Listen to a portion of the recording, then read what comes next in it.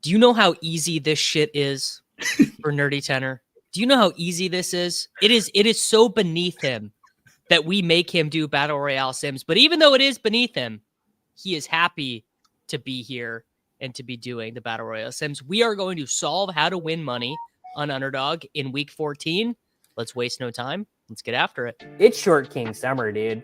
It just feels like no one in fantasy sports ever learns anything. Does he mistime it, or is Brock Bowers just a grown man? Brock Bowers is just a grown man. Dare I say, Rich, football might be back. In the words of Lane Johnson, this offense looks constipated. It's Short King Summer. All right, folks, we're here. Brian, we were trying to figure out who's Stellan Skarsgård, who is Robin Williams. I think I'm pretty clearly the Casey Affleck in this situation. Not even Ben Affleck. I'm the Casey Affleck. I'm riding in the back of the car. I'm just along for the ride, just hoping to get some of the shine. No, I'm definitely Stellan Skarsgård here because I'm like, Dan, let's finish this. Come on, let's do. You gotta. Right. Let's get this code done. Well, I was pretty proud of the thumbnail. I haven't even looked at it yet. I have to look at it. But it's funny because in real life, last night I was like, I'm not going to have a lot of time tomorrow morning, so I got everything ready. I ran everything, and then I did something unrelated and accidentally deleted all of the build. So this is the digital version of the cat ate my Sims. So, but I started it up, so we're fine to go. It'll cook as we go. So I that reminds me of on Thanksgiving I did a DFS rook mistake that I haven't done in I don't know how many years. I thought lock was 11:45 Central. It was right 11:30. Of course Thanksgiving. So FanDuel, I missed the fucking Bears Lions game. I randomly got the DraftKings in it must have been 5 seconds before 11:30. Just I put it in, and I was going to go back, and then I'm like, why is my FanDuel not uploading? Why? What? Oh, why did I think it was 11:45? I don't know how long. So I also screwed up. Wow. Incredible. That is so you didn't win? No, not on FanDuel for sure. I mean, well, I was like, well, maybe the Lions Bears game will, be a dud, and I'm looking I'm looking good. It was not. It was not a dud, sadly. It was not. You need. Yeah, I was one of the I tied the showdown in that one on DraftKings. What was how many ways? It was a 9-way split, so it was 20-something K for that. Okay. One. Nice. The smaller contest, the Tiny Turkey, which was $3, the winner and the second place finisher were viewers of this stream last week of the Thanksgiving version of this stream. I was in third place. I saw you up there. Yeah. I was scrolling around. Yeah, it's like Final drive, I either needed I could have finished third with just like a punt or whatever, or I could have won had Tyreek gotten I think like 1.5 points or something, and instead Jonnu got $1 billion. What would he get, like 3 for 30 on the final drive or something? So I don't know what that means. Does that mean the Sims are directionally accurate? It probably doesn't mean anything. It probably doesn't mean anything. Well, the ending there means DFS. Like that is just DFS.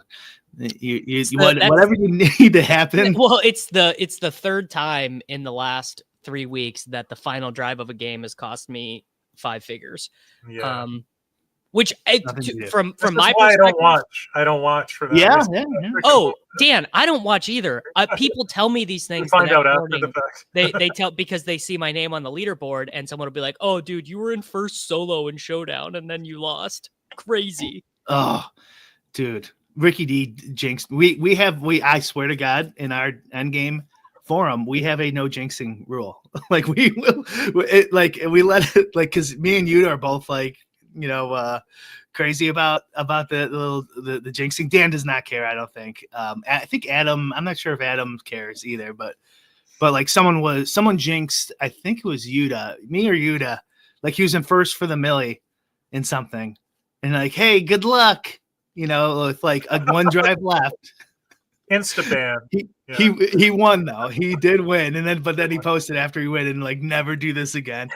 It's like, and so I put it in the end game, like what is it, like the Discord rules, like don't do this, don't do that. He wins it anyway. He's so pissed off. It's really funny. Do not do that. Ricky D got me once in Showdown, like a kneel, a kneel away from 500K. And I had like the whole board covered. And he's like, "Oh man, looks like you did it. Good job, you got it." And then like they didn't kneel, they did some stupid play, and then I took it. And I'm like, "Thanks for the jinx." You really hate. Of course, for him it doesn't matter because he's won like a million. Correct. Yeah, correct. That's really funny. All right, are there any Q tags that we need to deal with? I was going to look. Did anything change between last night and this morning? Is the other thing. Nothing should have changed from last night, assuming that you have Tirendo projected in as the 49ers running back. I suppose Brees is going to play, so that one shouldn't impact it. Keenan maybe is a legit questionable, but other than that, I think we should be pretty straightforward. Do we have all of our usual sources plugged in? Yeah, I've got 4 at the moment, so they all seem to be working. All right. Let's do it then. Let's let us cook and see. I don't know. I suspect this will actually be a week I agree with the computer more than fighting against it, because it's a pretty narrow. So it's a pretty narrow tree this week of good plays, and it might just be a week, by the way, where if you don't get the 101, you're probably not winning anyway. Barkley projects for like 4 more points than every other person in the field, so yeah, I guess just try and get a lot of 101s. Well, so I only did 1 test draft this morning just to make sure everything was working. The one thing I see that's a little different early is Achan is not as highly rated in the sim as it is in these ADPs. So that's something to note. We can just ignore it, either ignore it or... Oh, Davis will ignore that. Yeah. Yes, I will be ignoring that. The thing, a very annoying thing is that I was super overweight on Barkley. I just got lucky last week. I ended up getting a bunch of 101s. I had like 25% Barkley last week. Oh, wow. And did not win, which is beautiful. Yeah, we need Dan to say how you like them apples after I successfully ignore one of his picks. All right, Dan, who does the sim want us to take at number 2? It's just going to be Kamara. It agrees with the first 2 orders. So but it has, what does it have? AJ Brown or Jefferson maybe over Achan? I think it. So, and my stuff is still cooking. So just give me a sec. Let me just say. All right, assuming we do that. So right now, and it's saying Barkley, Kamara, JJ, then Bijan, and then Achan. You know what, Brian? I'm not gonna argue with that. If the computer wants to give me Justin Jefferson, you think I'm gonna argue against that, brother? No chance. No well, way. I mean, he is due, Davis. I mean, I think I actually would wonder if he is so due now that he's not due. Mm-hmm. Like he has tested the due theory right so intensely that actually he is now not due. The reverse due. Is this like how political extremes start to curve toward the same? It's literally like Brian and I. It's literally like Brian is so far right and I'm so far left that we actually agree on about 50% of things. That is exactly what it is. Yeah, people are enjoying the title. Genius Mathematician Decodes Mystery of Fantasy Football, parentheses, Underdog Fantasy Football Week 14 Sims. Not a mathematician. Fun fact, my brother is actually a mathematician. Well, it worked better for the thumbnail if you were a mathematician. I guess I should have said genius computer scientist solves. Even that's a stretch, but I guess I could take that one. Well, that's just another title that you have now. You have another title for a future week. Title. Yeah. Yeah. Brian, how did you get any wins last week? Did you do any BRs? No, I didn't. I was pretty busy last week. Sad. So for the Turkey Day BRs, I was very close to break even, and in like fantasy, that's usually a sign that you had some shots. Right, you know? exactly. If you get I think I did almost $1,000 Thanksgiving morning, and I got like $980 back. So I thought that was a good sign. Yeah, that's in DFS. That's like a big win. That means holy shit. My man got second in the main BR. Oh, nice. Whoa! Good for you, brother. Nice. What is is that, it's saying Trey McBride right now. Yeah, which makes sense. That would be my lean as well. He's not going to turn that down. Puka also popped up there.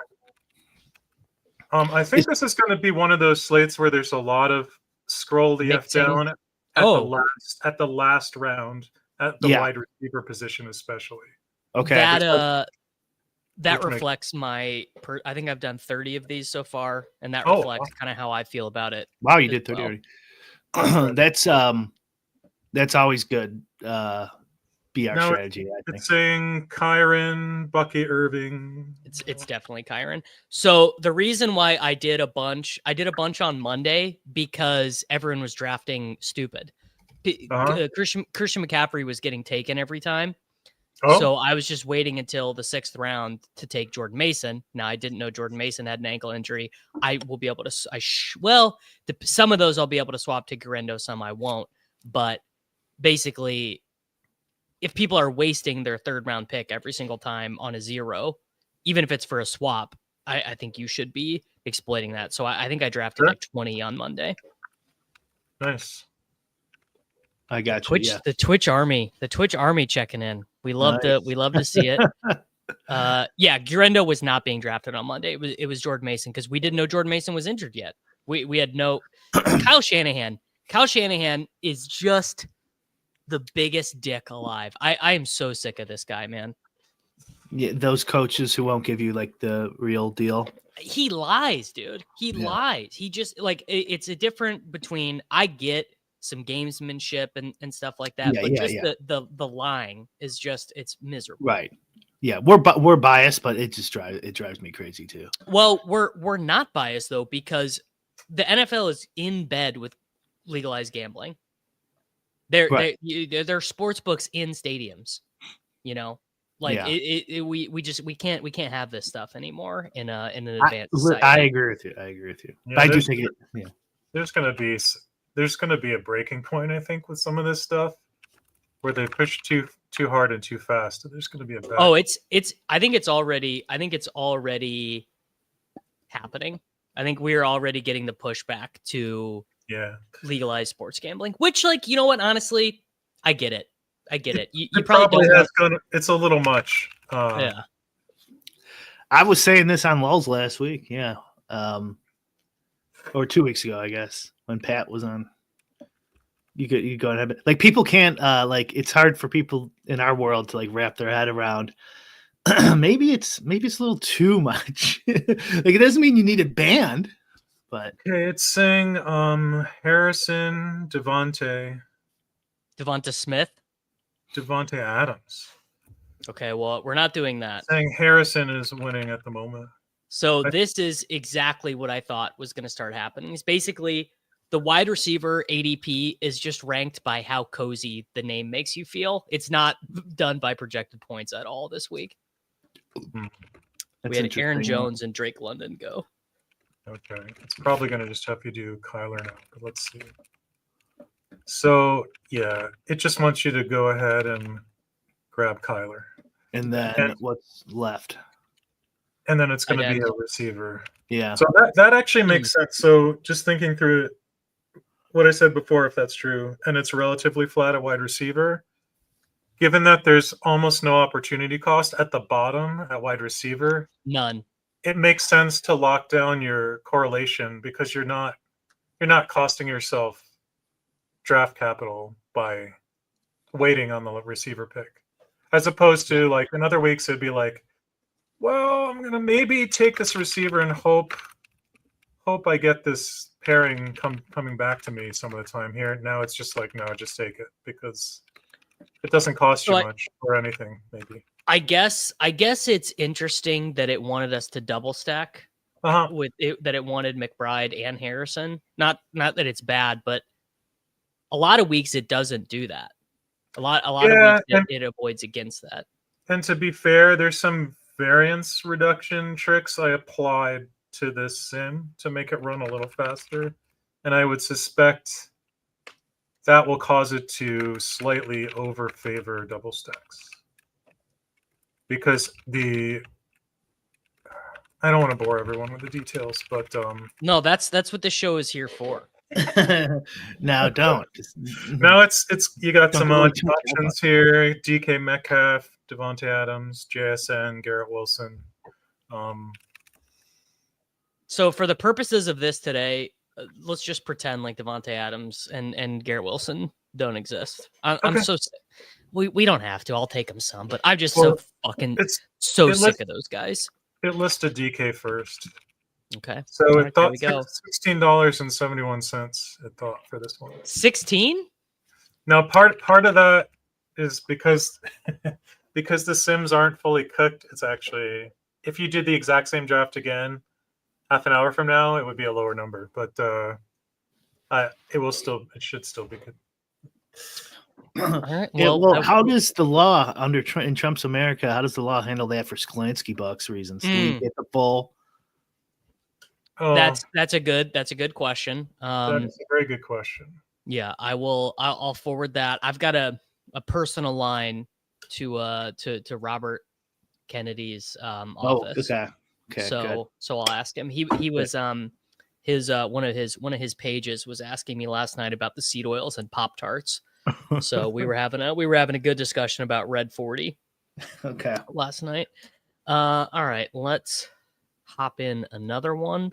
Haven't seen Patrick Barnes' YouTube yet this morning, so he's not bum hunting us yet. Well, here we go. This will be the first spot where we see who it wants instead of Achan, and we'll see if I go with it or if I immediately disregard. Maybe if it wants Justin Jefferson, why not? It will. I think it probably will. All right. Well, I mean, I can't say no to that. All right. If you guys are normal viewers of the channel and you want to watch this week's Salary Cap DFS show, I'm about to publish it right now. Beautiful. Man, Saquon Barkley is just going to get a lot of points this week. Who are they playing? The Panthers? They're playing the Panthers. Oh yeah. Wow. They have the highest team total the week. I actually don't. I don't want my lineup page to go from 798 entries, which is how many best ball teams I have, to like 7, because it's going to be pretty gosh darn depressing to see what I spent all summer doing go to 0. Yeah. That is a kind of a bummer of sweating best ball. Yeah. Well, let's go ahead and do JJ here. Amazing. Well, it's extra bad, Brian, when you draft bad teams. When your teams aren't good, it's extra bad. Like one bad slate, sure. One bad BR week, whatever. Oh. We grind harder the next week.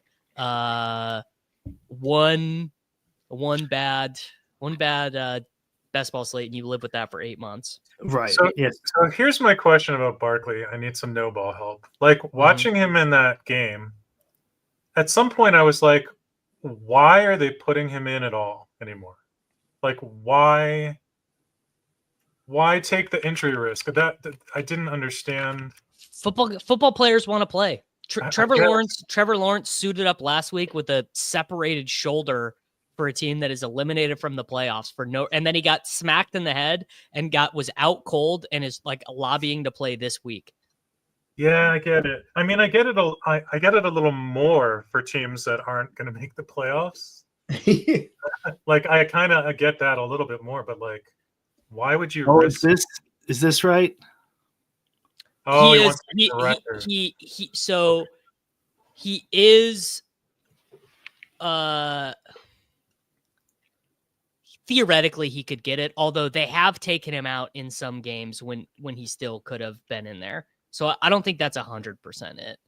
All right. Okay, now it just wants Bijan. Well, I'll tell you who's close. It says Bijan, Bowers. Bijan and Bowers are close, within 10%. Yeah, he needs to average 113 yards per game or something like that. No, the guys get paid regardless of if they are active or inactive. He's getting unless he has some crazy incentive. But if he gets like 200 plus this week, he is going to get the record. Okay. Yeah, and in theory, he could get like another contract to so he wouldn't. Another reason why Dan's right, he doesn't want to get permanently hurt. Correct. Yeah. Barry Sanders though Barry Sanders had a pretty short career, right? I screwed up. Okay. Barry Sanders retired very young. Yeah. I mean, he was a stud, obviously, but let's look. Okay, I'm catching up. All right. I assume it'll want Mike Evans. Okay, I caught up. Okay.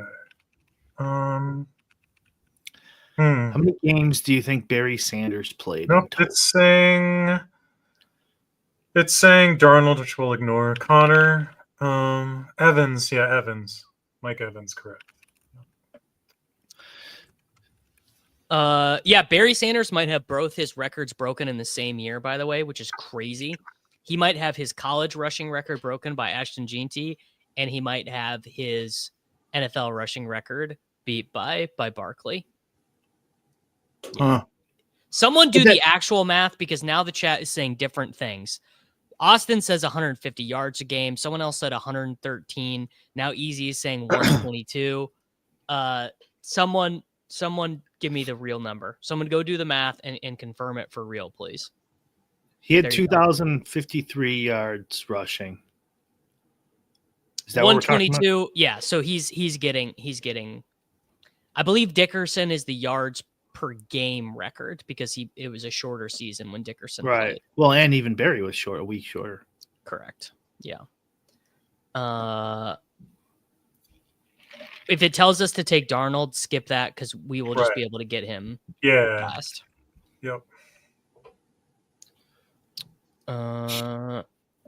We don't have a tight end. I wonder if it'll want us to take Kittle. Yeah, let's see. Here we go. So it's saying, oh my gosh, you don't need. Barkley has 1,500 rushing yards, so he's. It says take a running back. Walker, Najee. We'll take Walker. Okay. I probably would just take Girendo here if I was doing it on my own. Yeah, he was up there. He's just a little lower. It's probably just in there. Yeah.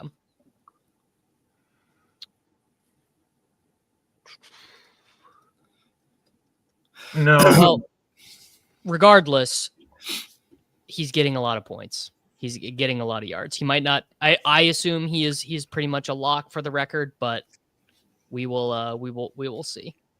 Could just get it this week. Could do Samaj Pirine versus Kansas University and just get it all this week. I mean, I wish Davis wasn't such a Sooner fan, but who would you rather have, Bo Jackson or Barry Sanders? As a rookie, totally healthy. Oh, I mean, still Bo Jackson, dude. Come on. Oh, okay, all right. Bo Jackson. You know Oklahoma State and Oklahoma are different things. Okay. Oh, right. Yeah, you're not Barry a State Sanders fan. was a Cowboy. It's if you want to ignore Darnold, then it just says to take Kittle. So no, let's take Darnold because take Darnold because I want Kittle to go, and then I want to see what the projections have after. Bo Jackson was a Royal, though, by the way, Brian. It actually thought there was a decent chance one of the two players to your left would have taken Darnold just now. I don't know if that's at all accurate. I don't know why that is. Maybe it's higher on Darnold than the field. So Darnold is projected for a lot of points. Okay, that must be why. So it thought maybe you would get snipes there. Yeah. So no one, the only person who would ever take Darnold from you would be if you happen to notice TJ Hawkinson went ahead of ADP. Sure. But I've done a billion of these. Not a billion. I've done 30, and I've not seen Darnold go to not. I've not seen a naked Darnold, I guess I should say.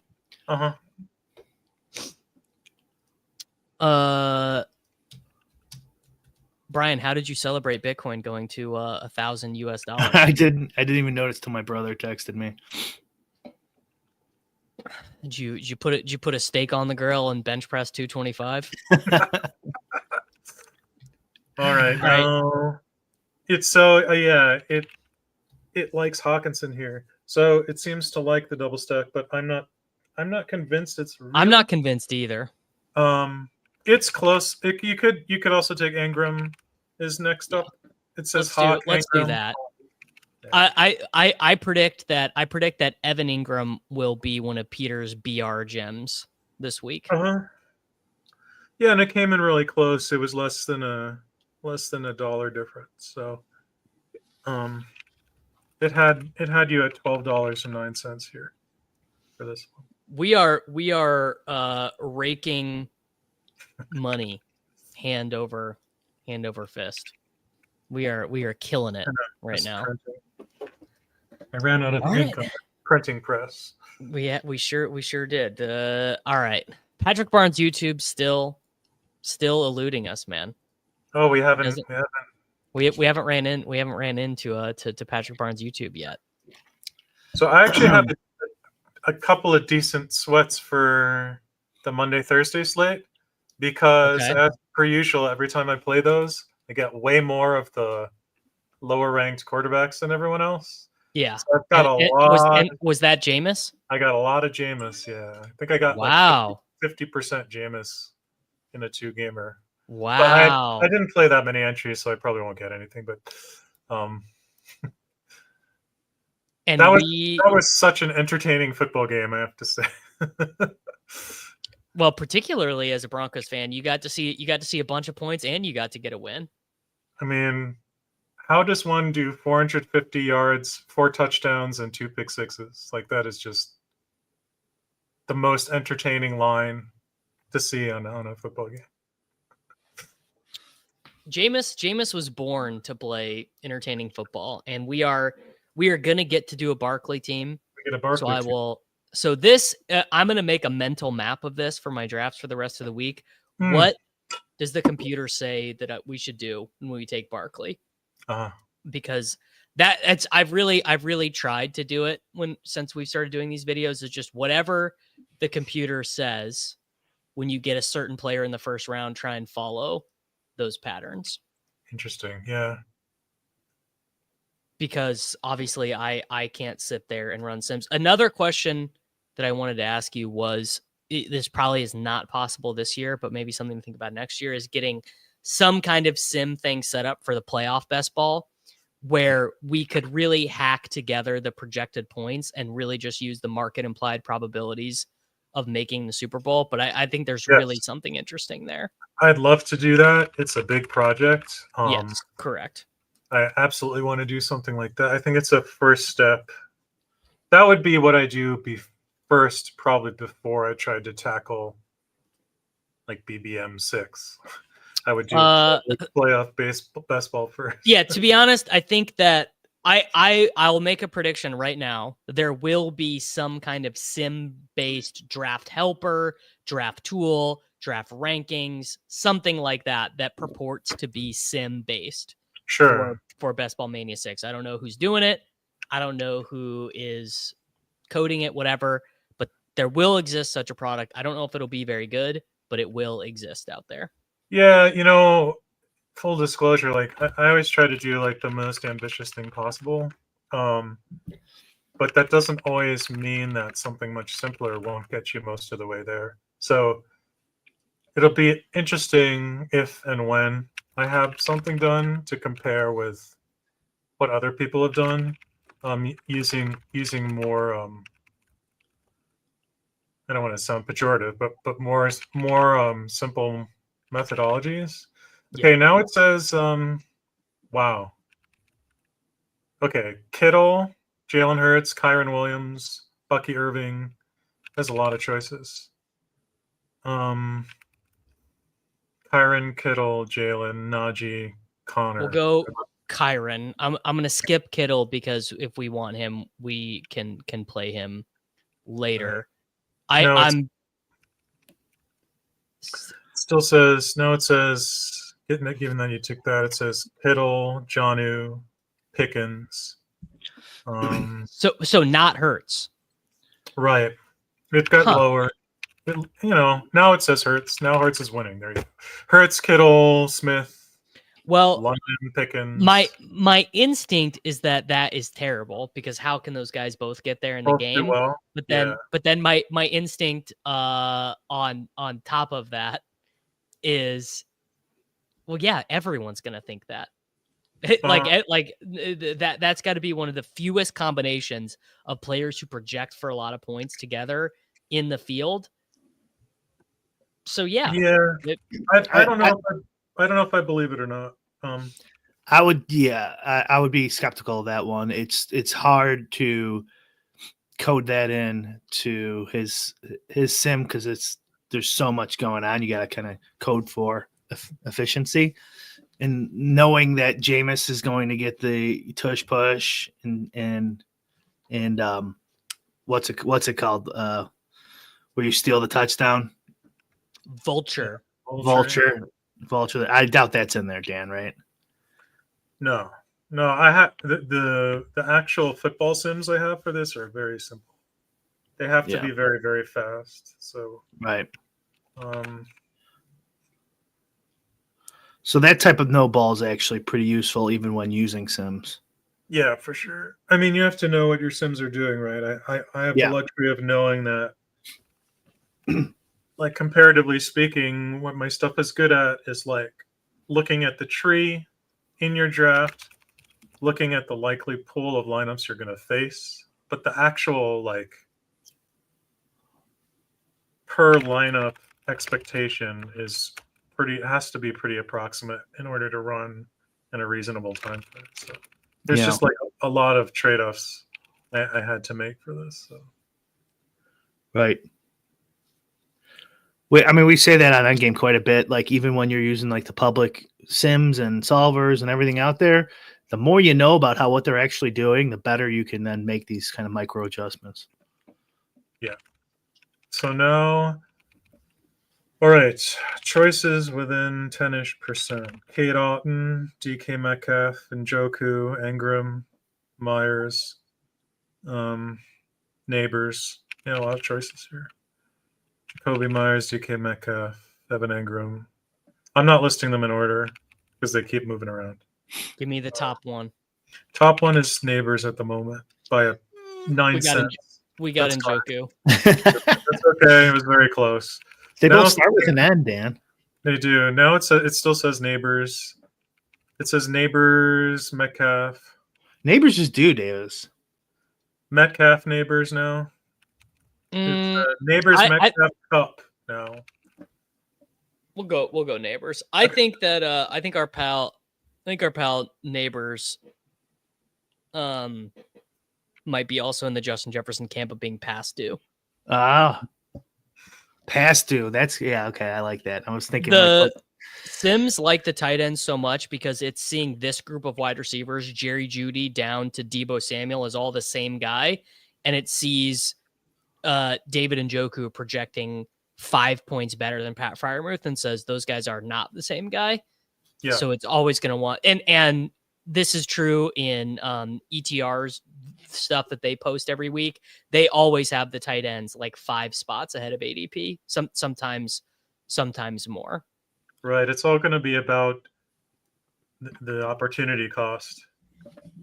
So it is funny. You can have in theory you could have a position that's kind of dog shit that you still want to draft early because of the opportunity, because of the opportunity cost. Because if there's a big drop off, it's like, and there isn't somewhere else, like there's no reason not to do. You got to be a real friend of the channel to not be doing BRs and to be watching the stream. You really have to enjoy the banter. Brian, have you watched both Skeleton Crew episodes yet? No, did you? I watched the first one. Doesn't sound like you liked it. That tone of your voice. What? Jacoby Myers is winning at the moment. No, Myers, Metcalf, Debo. Myers, you know Metcalf, what? I'm probably not going to have the stones to take Debo once. Debo is costing a little bit too much, maybe, for this one. I don't know. All right, we'll do Myers. We'll do Myers because I want the computer to tell me I did good. Yeah, that is addicting. Try to get that EV number up. So this one, it gives you $9.09. Well, that's 3 straight drafts that we made money. We are churning. Yeah, Brian, do you have? Yeah, I was just gonna highlight that Davis needs to, first of all, install the fucking Draft Caddy again on your computer. Oh, I did it. License out. Oh, you have to like select the overlay stuff. Let me do that right now because I did do that. And then the next draft that should have there. We should have an update. I thought it was going to come out, but it should be soon.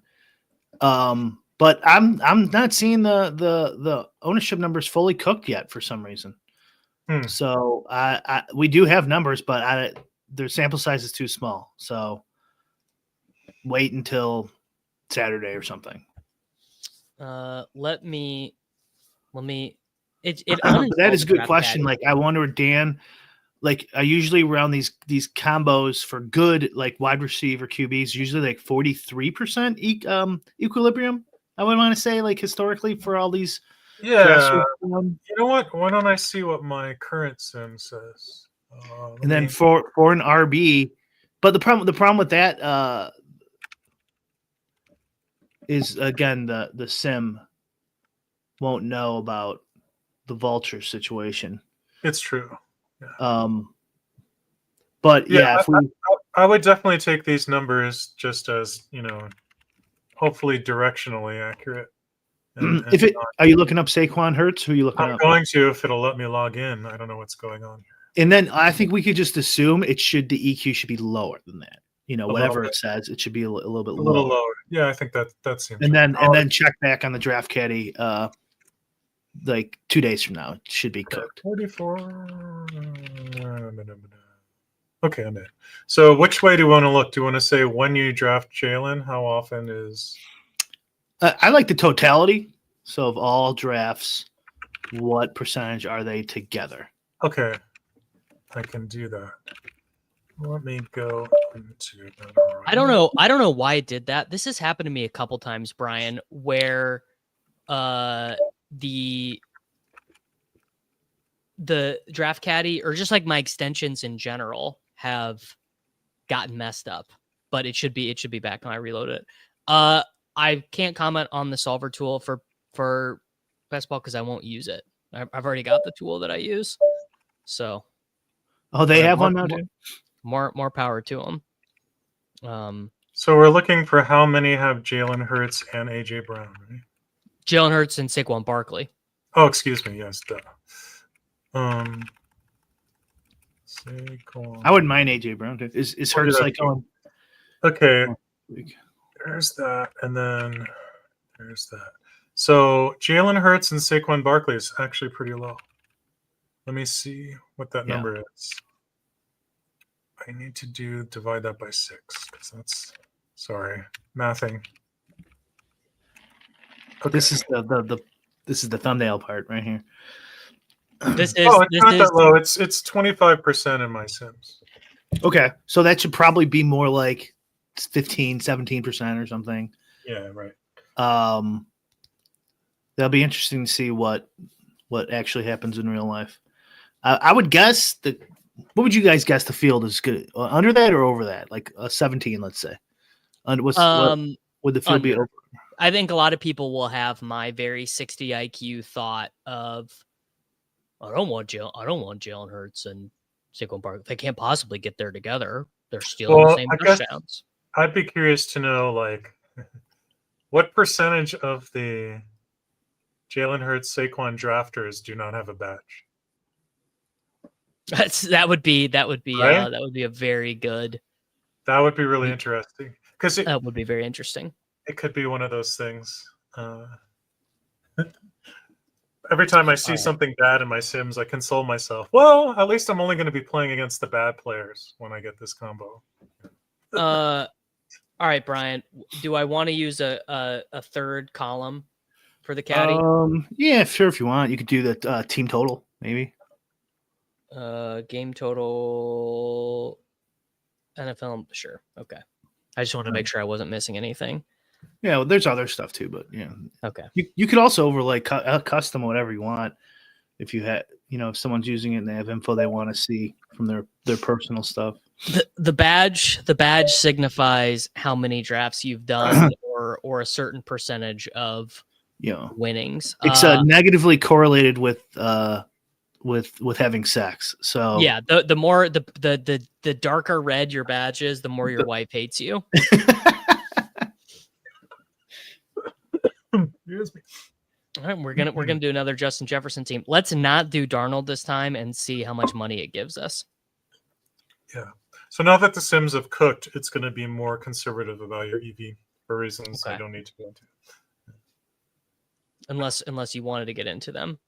Because it learns over time as I cook. So early on, it's like, oh my God, everyone's an idiot. And I can draft this amazing team. And then as it cooks longer, the field gets smarter. So your EV goes down. Okay. Which is actually what you want.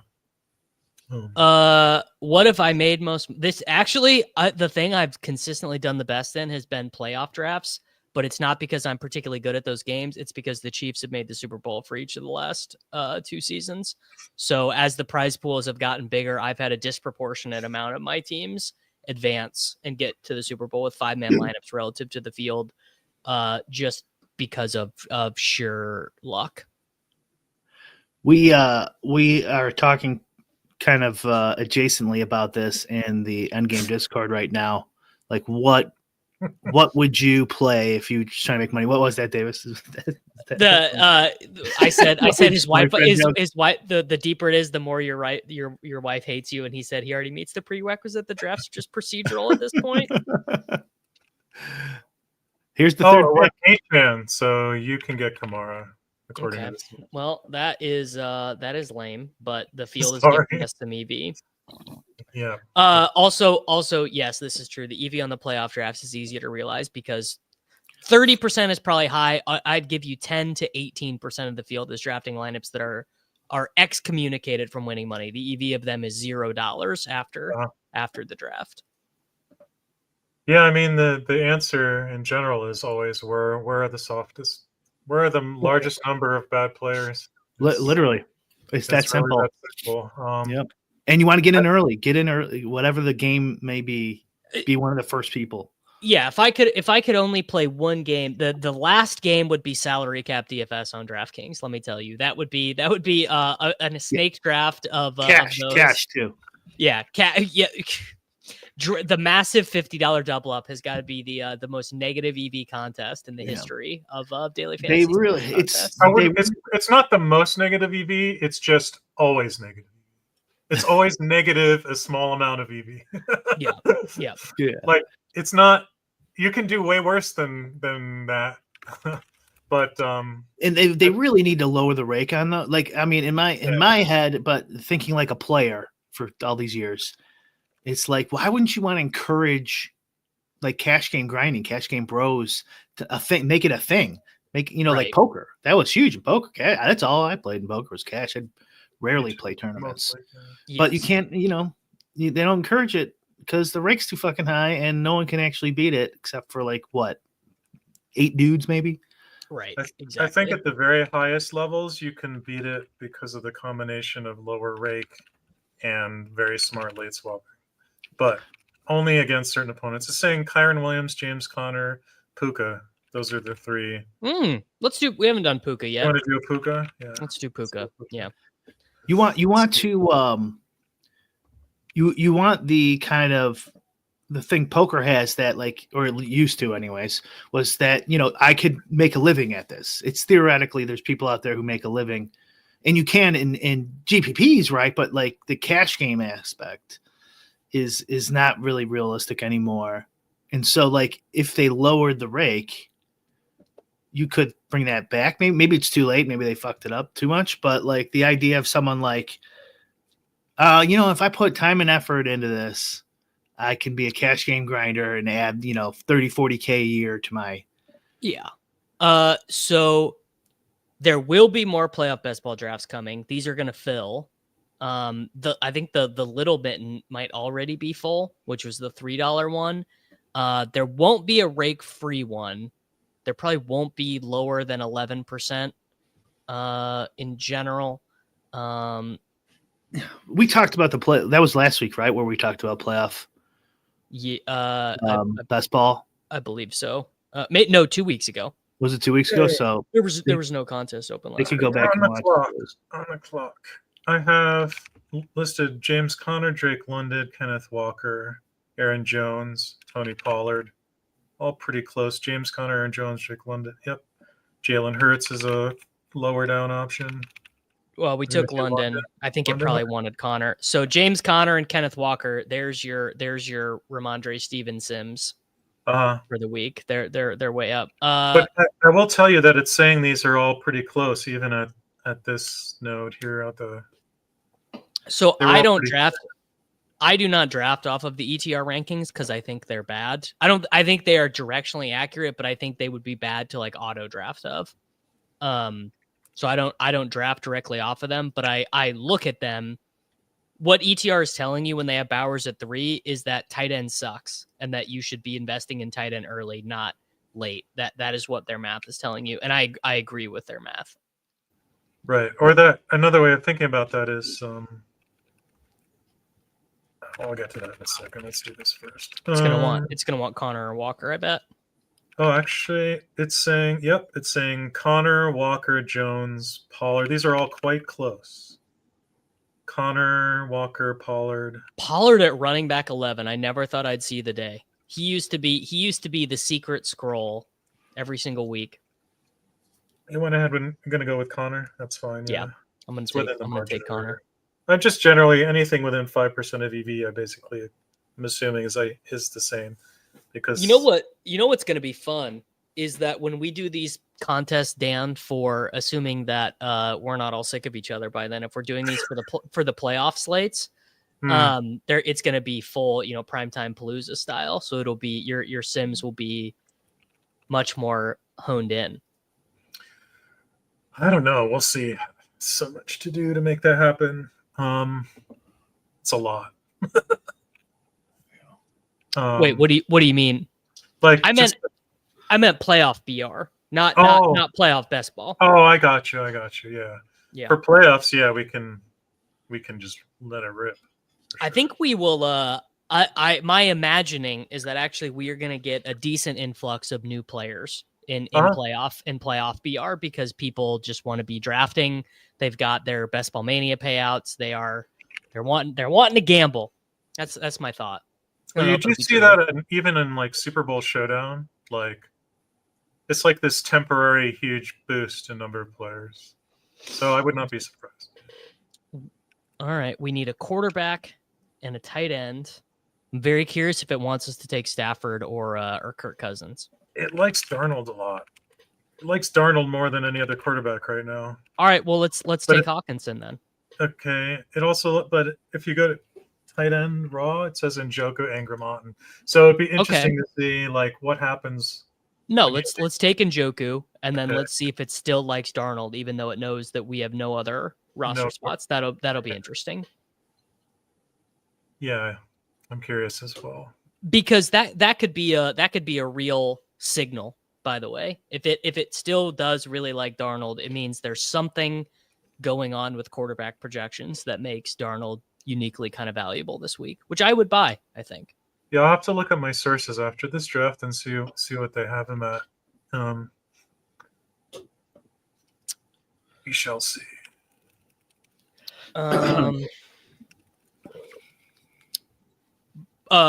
Brian, all the way back to Skeleton Crew. It was pretty it's just pretty fun, I think. Was I it just fun? watched that one episode. It was like there was like nothing that made me roll my eyes out of my head. There was no character said it's a trap. No one said no one said I have a bad feeling about this. There was no like random Ewok for no reason. None of that. Yeah. No Vespas.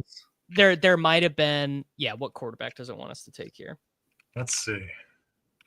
Wow. Okay. It wants Darnold more than. Yeah, it wants Darnold, and then there's a drop, and then it wants Stafford or Murray or Baker, or then it's like very flat. It's interesting. All right, well let's take Darnold and let's just hit a six leg same game parlay, basically. Okay. Yeah. Let me just take a look at my projection sources and see what he's projected for like 21.5 points or something. Like he's projected crazy. I did see.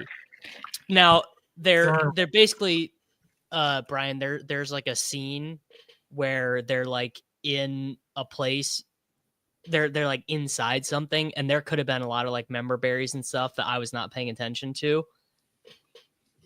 So maybe I missed it, but I heard it's like Goonies for Star Wars or something. It's it was like, I mean, for me, I'm younger than you, so for me it was like Stranger Things, which is just nostalgia for those things.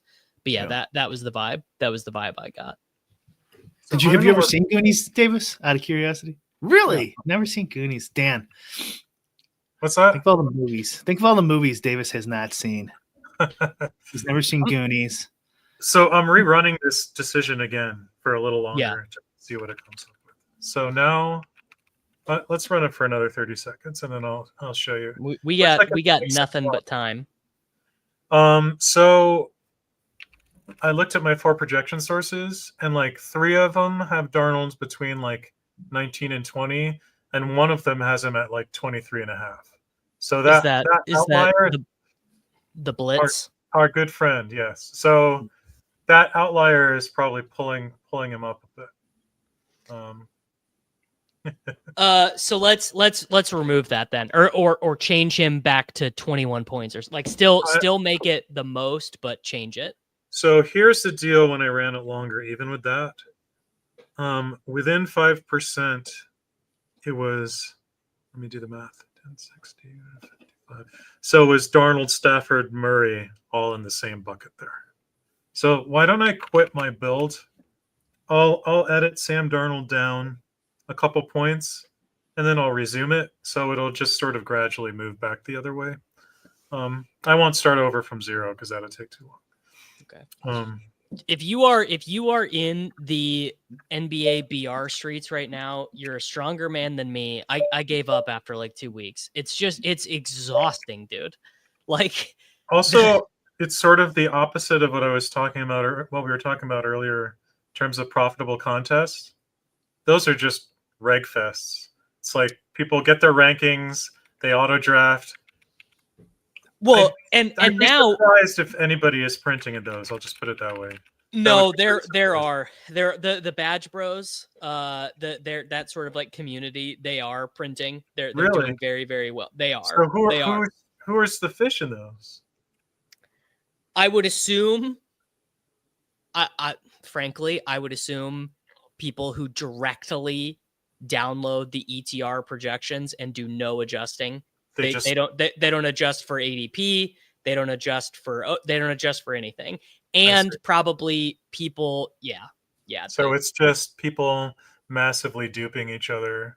Just so people who are just like, all right, I'm letting Drew Dinkmeyer and Mike Gallagher and team draft for me with no thought, no combinatorial ownership concern, nothing, just straight.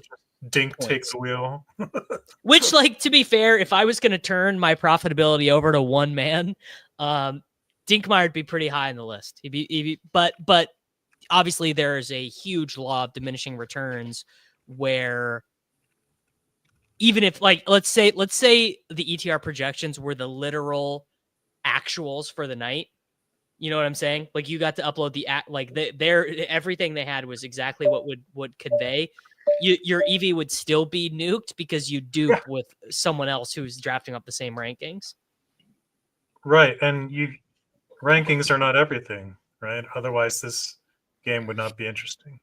Well, there was a huge spot with this last week that people have been arguing about since Sunday, which was Bucky Irving. Bucky Irving was drafted ahead of where he was projected.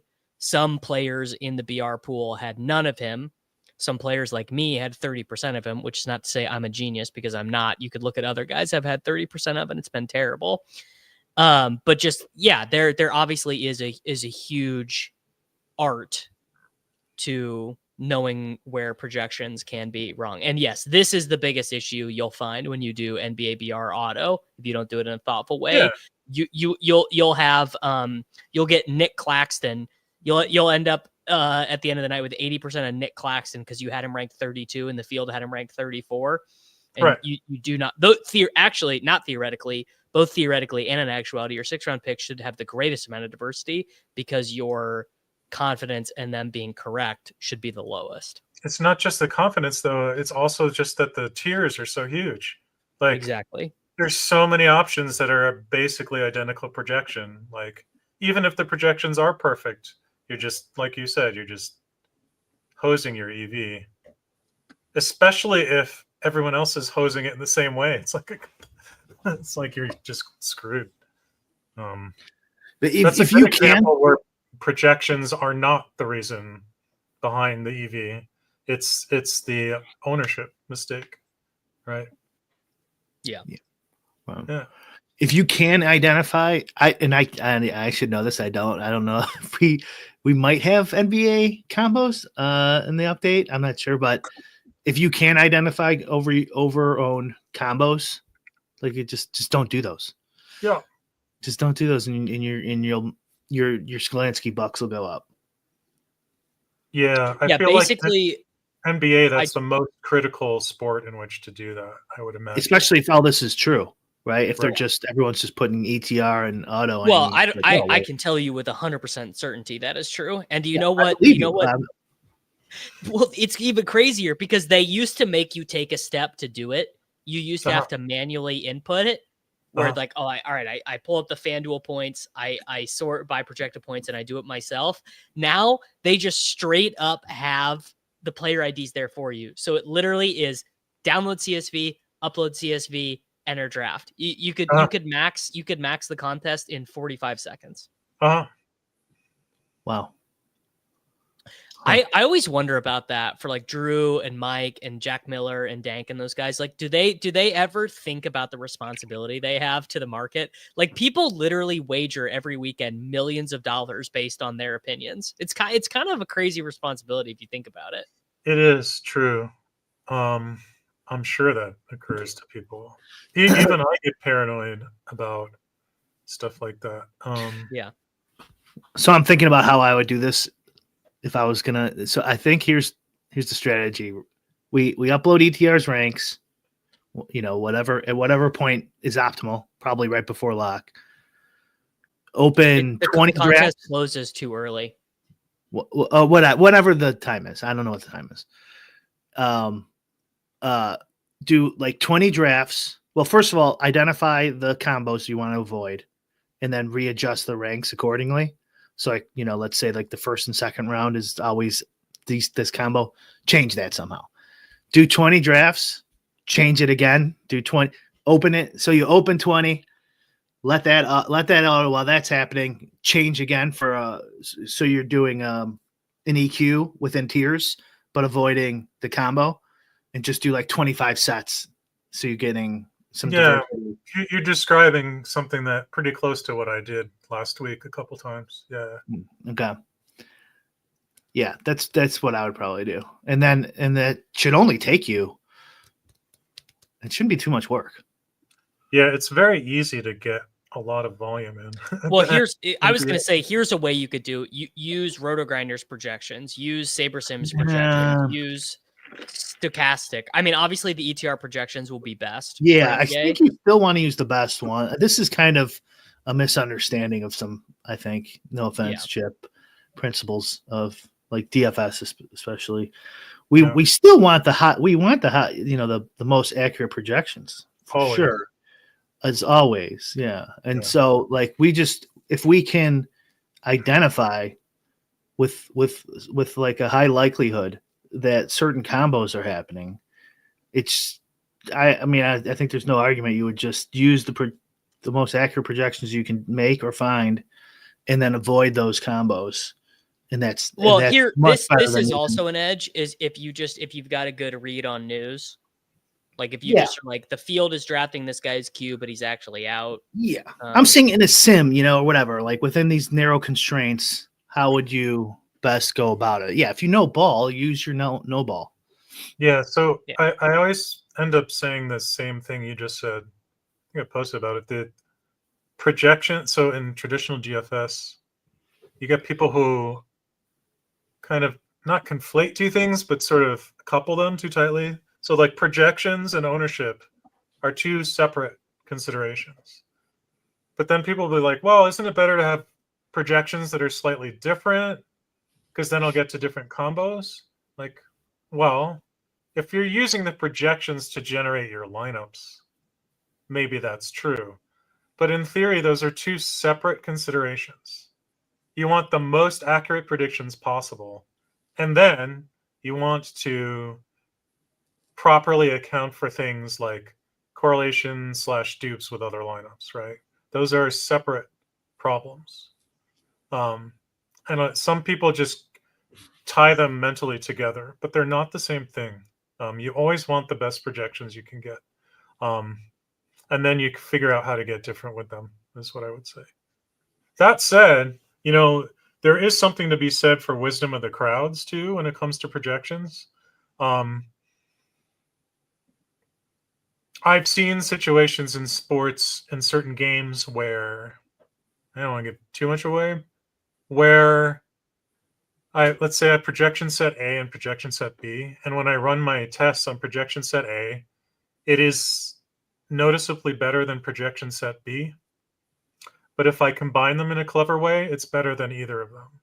That can also happen where there can be effects like wisdom of the crowds. Maybe there's some outlier that gets neutralized in one projection set by the other, or there's a little bit of information in one set that isn't present in the other.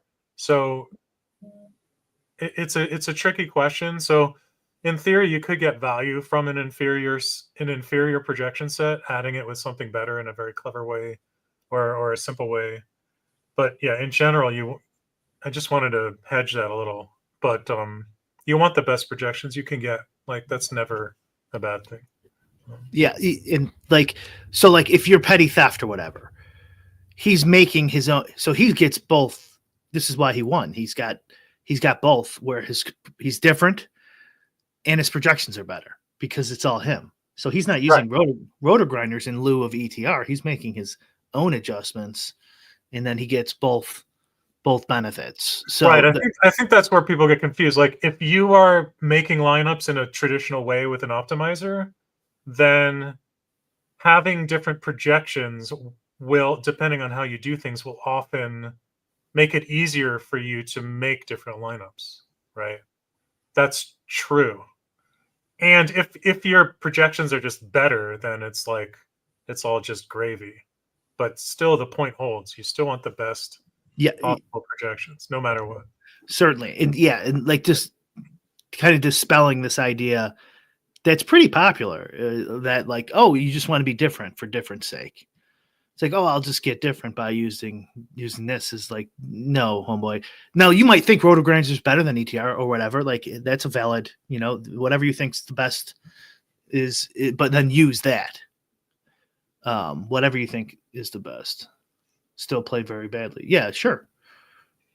Yeah. Gumby's up like 20K in these drafts this year. He can't bench 225, so he's not a man, but he is playing well in the games. And I have reason to believe that the guys who are winning this year are playing well, that they have a process that is not just running insanely hot. Yeah. Could be this. Guys are not doing investigation or projecting minutes. Nez, who I believe is up the most of any player in NBA BRs this year, says he's late to the convo, but you just got to straight up remove 100% drafted players from your pool. That makes sense. Like, a good example of this would be like Grady Dick, like a 6th round pick, like a guy who is like maybe he's 90% drafted or something, but then there's like I don't know who Cole Anthony. Cole Anthony's a bad example. In the 6th round, I could see that being the case. Yeah, let's go Austin Reeves. Let's say Austin Reeves is a 65% drafted player in a slate or something. Just like removing the 100% drafted guy and just having a mix of the 65% drafted guys. He's not saying like remove Giannis when he's clearly 10. Of course not. No. He's saying remove Jordan Hawkins. He's saying remove Yves Misi on nights where and then that also changes your combos. So you could this is another way of adjusting your combos in an automated fashion, so you don't have to spend all day there. So yeah, that makes a lot of sense. Yeah. I don't know why I thought Cole Anthony. My brain was very much stuck in like 2022 right there. That's I started talking NBA and I go back to when Zach Lowe still had a podcast. All right, let's Dan, are we cooked? We're good enough. Yeah, we're good to go. To return. One more, you could start it up, but one more comment too is we have a ton of videos on Endgame, but I did one video where I think where you can adjust projections that would also help for NBA basketball.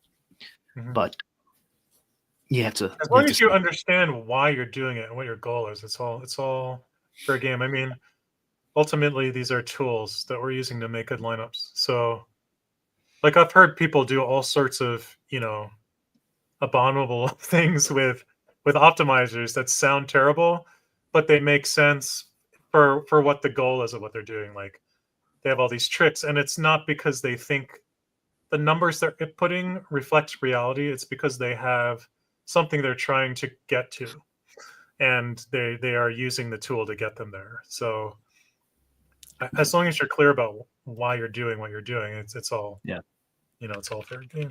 Yeah, optimizers are a really good example, Dan, where like that is like what Yuta is doing. Like he is finessing the ever loving shit out of his optimizer to just get what he wants out of it. Not using it for any sim,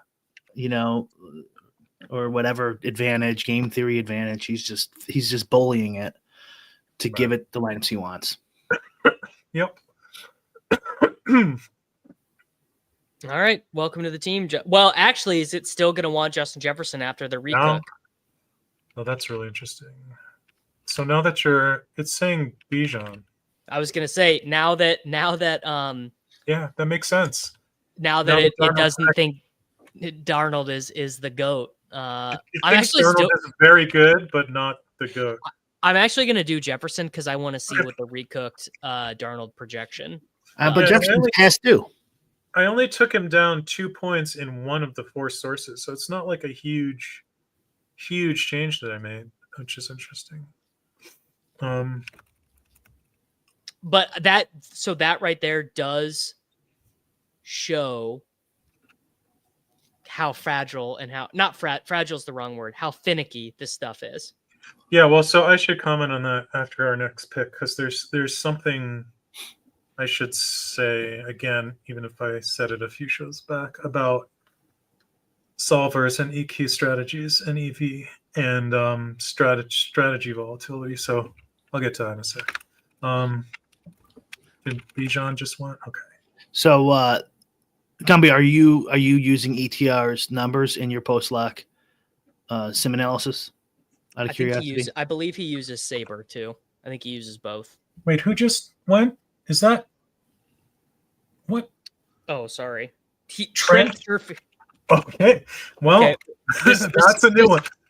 This one will probably get thrown out, but we're just for the sake of experiment, we could do it. So it's saying James Conner, Brock Bowers, Trey McBride, Drake London, Mike Evans. Wow, a lot of choices. Let's do Bowers. Bowers winning by a small amount. A dime.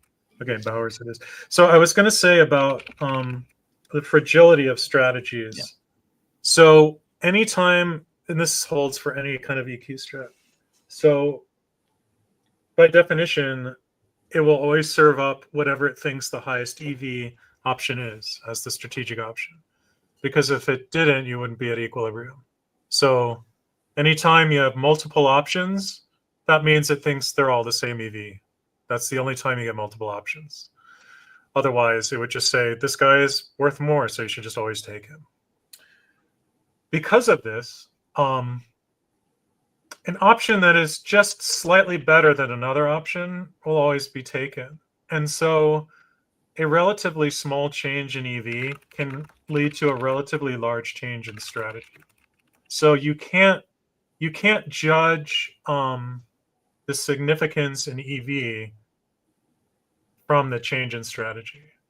Like in poker, there might be a spot where if you make a very small adjustment to your assumption about your opponent's range, your whole strategy completely shifts. But if you look at the EVs of the new strategy versus what if you didn't make the adjustment, it's like very, very small. So you have to be careful not to assume that a large strategy change means a large EV difference. That's all I wanted to say. If that makes sense. Yeah, that makes complete sense. Yeah. So now I want you to get Pollard or Connor or Pollard or Darnold. Do what it says, David. Connor is winning by a little. Connor and Pollard neck and neck. Same number. We'll do Connor. Connor Okay. was Connor and Walker were Jacob's flag plants on the salary cap DFS show this week. So good for me. Trent Sherfield is a great blocker. How many points for blocks do we get? Well, let's see who this guy takes here. Because I mean, this one's just going to get thrown out. You can't have Trent Sherfield as a second round pick. I don't know. Let me see what it thinks his EV is at this point. Trent Sherfield is. What do you think it's EV? What do you think this guy's EV is if he takes the best possible pick right now? $2. 25 cents. Oh, now he's up to like 32 cents. It does not think he should take Darnold here, by the way. It's like, I wonder, has Trent Sherfield even been active? That I'll have to answer to myself. Has Trent Sherfield been active this year? Yeah, if you want to do an experiment, this is a good draft to do it because it might get tossed. Trent Sherfield has 77 yards receiving and a touchdown this year. A touchdown. He does have a touchdown. Okay. Sure. So let's take Urendo and see what it tells us to do. Okay, Urendo. Yeah. Okay. He's a little below that 5% cutoff I would give, but not by a lot. He's close. Davis, we got a free ad here. Do we? What can I do to get a long form discussion about this from Brian? Oh, patreon.com/Davis Mattek. There's no, Endgame. There's probably about 900 of those. And then if you want to see him literally demonstrate his process in video form, you can go to endgamesyndicate.com and you can get longer form than you would even think that you want from Brian. And then Gumby, how hard would it be for you to like switch to Saber in NBA and then re-roll? The post-contest sims are so heavily weighted towards the projection source you use. Now, there probably is a lot of alpha there, and if it says like 30 people are profitable, that's probably right. I don't know, Dan, maybe. Well, let me just get some draft options here. So JSN and Neighbors are the ones coming up. And Cup and Metcalf. I also will pay top dollar to watch Brian hand draft NBA contests. You would have to pay me. So maybe Brian, that would be a good bit. Maybe we'll do a members only show and it's just you being like, Davis, who the fuck is RJ Barrett? What do you mean RJ Barrett's on the Raptors, dude? I know RJ Barrett, but I did forget he got traded to the Raptors. So I've advanced it to your quarterback pick since the next two guys already have their quarterback. And okay. I'm just going to let it cook the whole time. All right. It's going to want Darnold. I'm pretty sure. Yeah. I'll list out the deltas for you. This will be a good one. Will this draft get thrown out? This guy who took Trent Sherfield. Trent Sherfield. Well, I'll read the Actually, let me back it up. Shit. Okay. I'll give you the projections. Okay, so it thinks this guy's EV is like 37 cents. 37 cents when you took Trent Sherfield is really good. Well, he could cash. I mean, he could cash. It'd be very hard, but he could. Okay, yeah, it is Darnold. So it's Darnold and then Geno. Yeah. Dan, Darnold's only winning by about 80 cents. So at the moment, 70 cents now. $1.30 now. Yeah, it just wants Darnold. So yeah, it finished Darnold's $9.49 and then Geno $8.44. So pretty close. And then it dropped down to Kyler. Yeah, I mean, this is something we've talked about, or at least I guess I've talked about a lot, is doing things in a context neutral way somehow, and it's not easy. I don't. So I'd love to sharpen up exactly what I think I know intuitively what you're trying to do, but just trying to sharpen up exactly what that would mean. Like, I feel like doing something like I'm doing, but a little better, where you have multiple sources, is probably as good as you can get for quote unquote content. Like, I don't see what else you can really do. Right. Yeah. The one thing I thought you could try to isolate, you could say, okay. Forget getting a representative sample of good projection sources. Do something like what you've done, Brian, where you use the ADP to impute projection. Just use that, and then try to figure out like how many, assuming that that's correct, how much EV can you get just off of the field's drafting mistakes, or a portion of the field's drafting mistakes, right? That would be the other thing. I don't really know what else you could do, honestly. And even if I did know, we should keep it between us, I think, because we could either use it or build a tool for it. But like here's an example. Like, maybe we could all walk through this. Like Yuta. Okay, if you look at the post-contest sims on Yuta, he's like always bad. He's like always bad. Not always, but I don't always get him as bad. I often get him positive, but not as. It depends on leaving Showdown aside. Is it still? No. Yeah, so it depends on the sport. Like, I do more or less sophisticated things depending on the sport with projections. So, like last night, I was running live sims on a lot of his everyone's lineups, and he was popping in one of them in mine and did well. I mean, he will often score pretty well in a lot of my stuff. Maybe my sample size was biased towards nights he was. But let's just assume that he doesn't do well more frequently than we would all agree. That is so alpha. My post contest sims are the slate leaderboard. He lives 225. You could tell. What was I saying? Okay. Let's just assume they do show Yuta is worse off, generally speaking, than we all would kind of think he should be.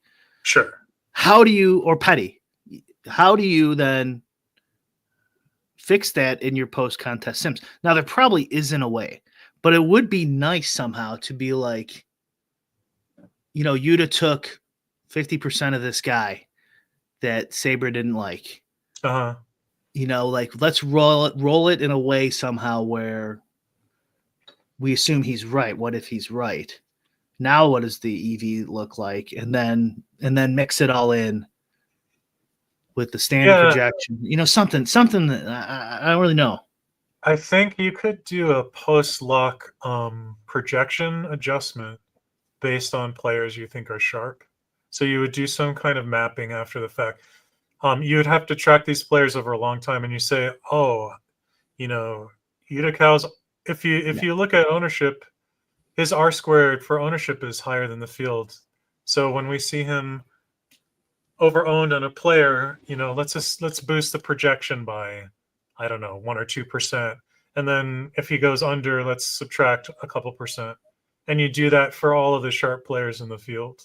And maybe that could give you some information. I've never tried anything like that. It sounds pretty gnarly.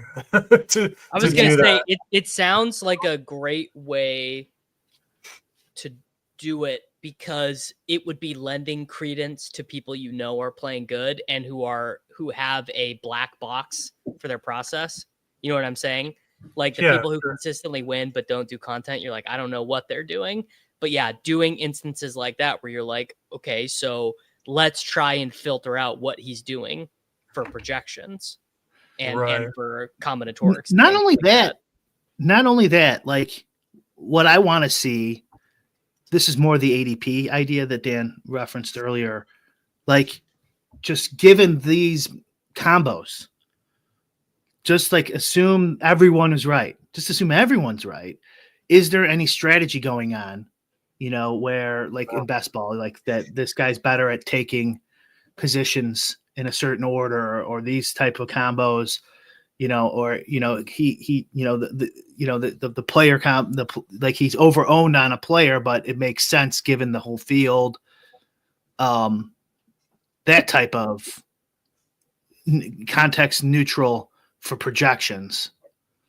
So we want to look at like Yuta and Petty and blah blah blah, but like then you got guys like Oxenduck, who I'm pretty sure is just using like whatever machine learning something or some sort of strategy like that. Maybe he's a no baller, who knows? A genius mathematician who's decoding the mystery of fantasy football. So like it would be nice to just like show, like figure out what it looks like, because like if like for some reason he's off on ETR's projections that night, it's gonna be like, oh, he sucks, but it's actually, no, we know he doesn't suck, like he's doing something. I don't know what. So like you probably don't want to do just assume he's right on projections since he's doing something else. Yeah. I don't. This is why this gets convoluted, but it's very tricky. Yeah. I found a couple things that I need to investigate more. Not sure I want to reveal them here, and NBA specifically, about a couple players that I think has some signal. I won't say which players or what it is, but I'll tell you later. Yeah. What's funny is we had someone complaining earlier in chat that we're like ruining the edge. But then, like, I guarantee there's people right now who are like, no, Dan, say it. So, like, you can't win. Yeah. You're you already ruined DFS, Dan. So I know the cat's out of the bag. Well, the edge will never die as long as you have people, overdrafting Bucky Irving to a point. He could never project that well. What is dead may never die. Exactly. Yeah. I will say this year I have just found myself much more fascinated by these games on Underdog than salary cap DFS. It is, I think, legitimately more interesting. Yeah. I also think the danger of revealing everything for BR is very small. Like you could literally print a manifesto, a guide for how to do drafts intelligently, and there are huge portions of the field would not bother or care because it doesn't scale, right? You can't scale it up. Yeah. So I think it's a nice feature as a player. Yeah, Utica is not going to be joining the masses of people who are writing Peter Overs at a $500 check every week. No. Exactly. Yeah. Nope. That's by the way, that's been the new joke, that your entry fees for BR every week, it's just writing Pete a check because he just keeps smashing. Did he win again last week? He actually didn't, I don't think. I guess I didn't sweat every leaderboard for him, but I don't believe that he did. Okay, we got the wrap. What is it going to tell us to do on the wrap? It's a good question. But I wanted to say too, like another reason I don't want Dan saying too much, or the both of us, is because I cannot stand when other companies take our ideas. or I just such a pet peeve. Even if we're not going to do it, just drives me fucking crazy. Yeah, I get it. Not that we can prove any of that. So I always just assume any idea I have, someone else is going to have. Well, that's true. That's true. I like to think I did it, and I was the only one. But for me, okay, JJ and Bowers are at the top right now. Bowers and JJ and Bowers. So let me give you maybe my one no ball take of the week. This might not even be a no ball take. This might actually be I am going to take Jefferson and then see what it says. My thought this week is that when you are gifted the turn pick, you should just take AJ Brown and Jalen Hurts, because that is the one way, if the Eagles hit their team total, that is your one way to leverage against the insane Barkley projection. Okay, here are the picks for the next one. Looks like a lot of mixing. So Bowers, Evans, Puka, Kyron, Trey McBride, James Conner. Spoiler alert. You said Bowers, it's over. Bowers. Yeah. Bowers is ahead.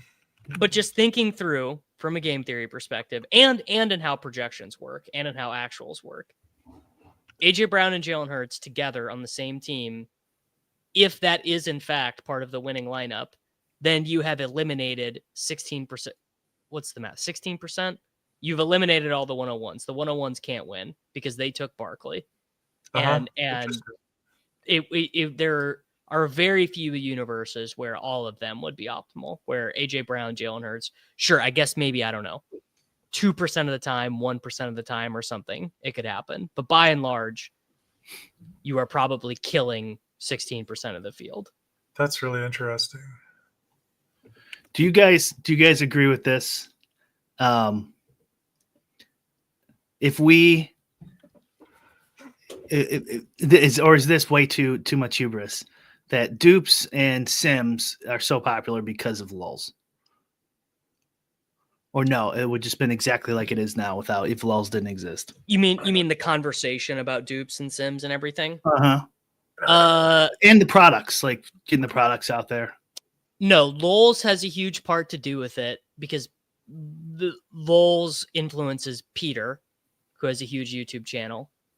Peter influences me, and I have a decent sized YouTube channel, and the Swolecast, and all the shows, everyone, it's on every show, and it certainly never would have happened without you and Peter doing lulls. Okay. Yeah. I mean, I agree with that. So it's like whatever, ridiculous to say, but I think it's totally true, especially dupes.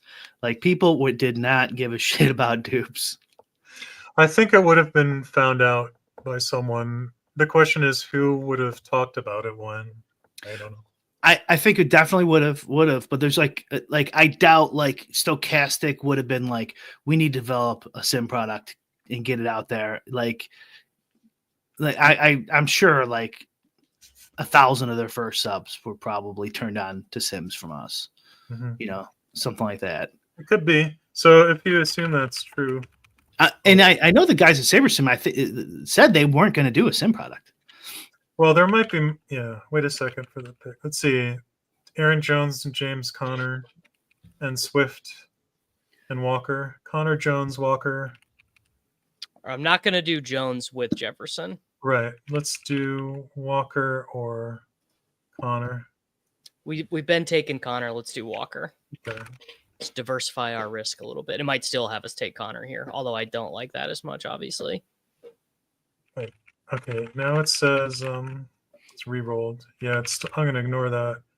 Pollard, Najee. Pollard. Najee.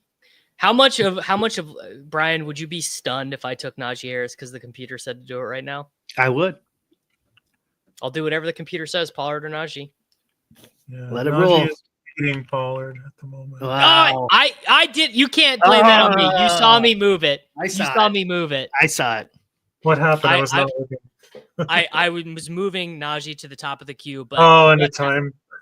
Well, what happens is it doesn't select it if my finger's still on the mouse. Yeah, you have to let go. You have to let go, and I hadn't let go as I was moving him yet.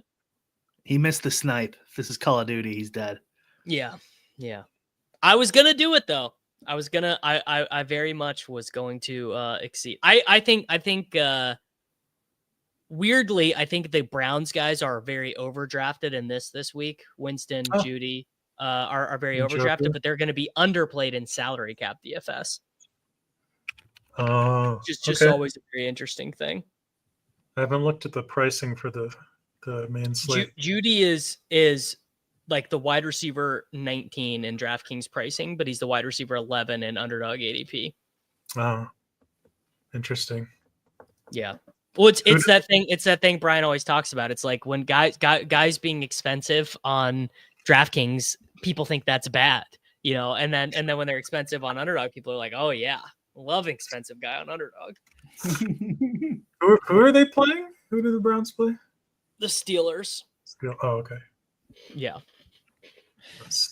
Steelers. I mean, are you taking a victory lap on Winston Davis? Oh yeah.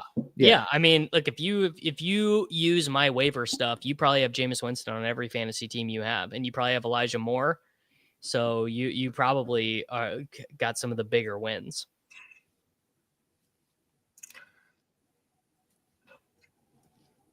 See, Njoku really high. I just like Jameis. I did a bunch of Jameis teams yesterday because I was like, what if? But he projects for like 16 points, and he's going to be drafted. He's going to be drafted like 30% of the time or something like that.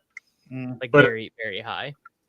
Yeah, and those are very volatile projection, right? All right, what wide receiver does it want me to take? Because I want to take a wide receiver and then see what quarterback. Debo,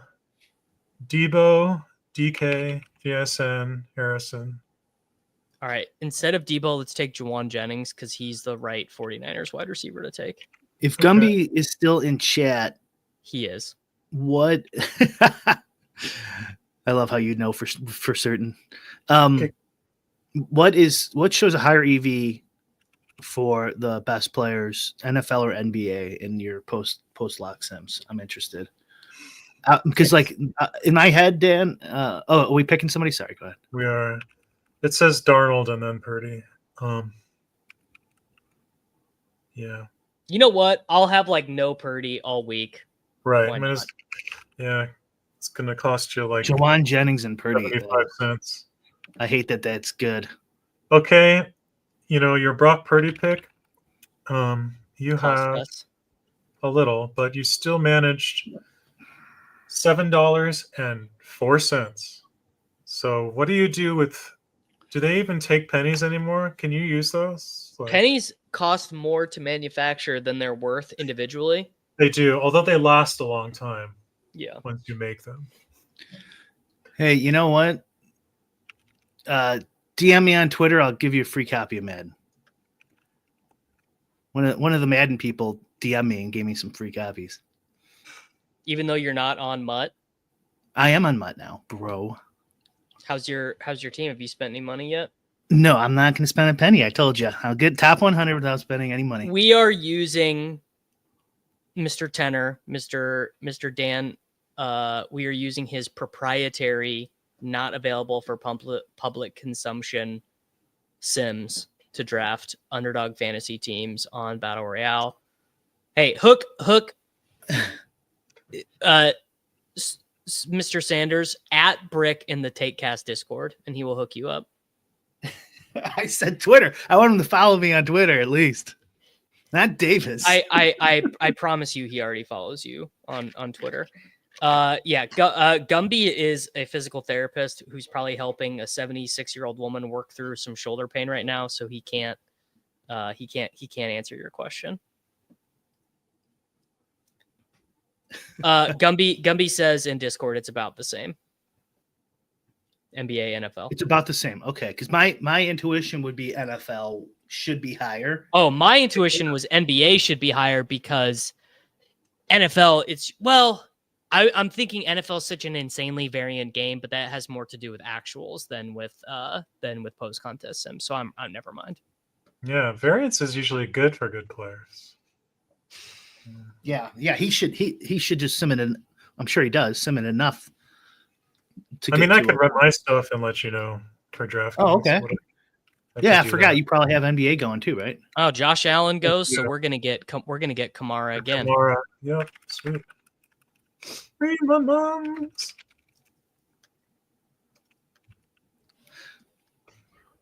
I mean, we talked about this on the Takecast, I think, but it's when you come back to Madden after 20 years, it's actually pretty cool. I'm having that exact experience with NCAA 25 when I have like 17 minutes a week to play it. I'm like, wow, I haven't played a football video game in a decade. This is incredible. Do you know how many hot routes I can make right now? There are what is there? There's 12 routes that you can do now. More because you can use the left stick, the D-pad, the left stick, and the right stick to call hot routes now. So basically every play, and I don't know how this works, and I don't play online. I call a wheel route for the running back every time. Yeah. It's just like, well, if the safety comes in the box, then I have a touchdown. You could call wheel route in Madden 2 for your halfback. Oh, I'm sure. I just am saying, like, there was no wheel route audible for the running back in 2005. God. What's okay. It's so weird. That was one of the best. It's got Puka and Drake winning at the moment. Well, no disrespect to the computer. I'm doing the combinatorial thing here. You're just All not going to be able to get these guys together very often. Which, to Brian's point, that he normally, when he has the stuff up and running, is yelling at me every single week. I'm fine giving up the difference between Puka and AJ Brown's projection to pick up a huge amount of combinatorial uniqueness. And often what happens too, like sometimes when I do that, just as an experiment, like I'll lose a chunk of EV early and then I'll make it up later. You'll gain it back. I gain a lot of it back. Now it's saying Kenneth Walker, James Conner, Tony Pollard, Najee Harris, Kyron Williams, Drake London. It's a lot. James Conner, Kenneth Walker, Kyron, Drake, Bucky. All right, I'm gonna listen to the computer, but I think I should have just taken Bucky Irving there. But I am gonna just go ahead and listen to the computer. I think Bucky Irving is better. But we're letting the computer drive. Davis, I don't have a problem with you doing the combinatorial thing. I'm just wondering if your accuracy of the combos is right. You got Walker? Yes, I got Walker. It is. This is exactly what I did. I led Marshall to a national championship, and then I did Kansas State University, of course. They don't have baseline on. Are you talking about NCAA 25? Mm-hmm. Which is better than Madden, by the way, unfortunately. But they don't have baseline on defense. I don't even play defense. It's saying, oh, this is interesting. Otten, Engram, and Njoku, Hawkins. So it's a tight end now. Basically. We'll do Otten. Yeah, Brian. In franchise mode or dynasty mode, you don't even have to play defense. You could just play offense only. So that's what I do. I literally when I go into the game menu, I just click play offense only. That's hilarious. So whatever my defense does, none of my business. My job is to put points on the board. Somebody said, the computer's being shoved into a locker. I think he's getting a swirly. The computer's getting a swirly. All right, here we go. JSN neighbors, Gino, which is weird. Oh, Baker already got taken. So JSN really neighbors, Juwan Jennings. Baker got taken at 12 at the 2-3 turn. That's pretty weird. I don't think that can be good. Cooper Kupp is not dead, but he really is. It's going to be hard for him to get there without a touchdown in a given week because he is not gaining any yards. He's kind of he's a receptions merchant now, which well, it is what it is. All right, we have got Alvin, Kamara, AJ Brown, Ken Walker, K-Dot, and JSN. You know what? This probably is not going to happen, but it would not surprise me if some drafts like this get canceled where you are taking a round 6 guy in round 2. Oh, by the way, you see who's drafting right now? Our old bum hunting friend, Patrick Barnes YouTube, made his appearance. All right. Well, Gino is the winner here. This is a Peter Overzet ass team. His alert went off on his phone. We just drafted a Peter Overzet ass team. So I like this team, even though it says it's minus EV. If your statement was correct, and so it says $6.11, but if your statement about Kamara and AJ Brown being really rare is true, that would push the EV up a good bit. I also think Walker, JSN, and Gino together is probably not great, though. I just realized. Oh, I just saw Walker. Yeah, I thought the same thing. But we live and we learn, and that's why these drafts are only $7. And that's why they let you do that's why they let you do 150 of them. Patrick Barnes is just like, see, this is why. Patrick Barnes logs in and he says, "Oh, look at these idiots punting off their EV to me every time. Every time, these idiots."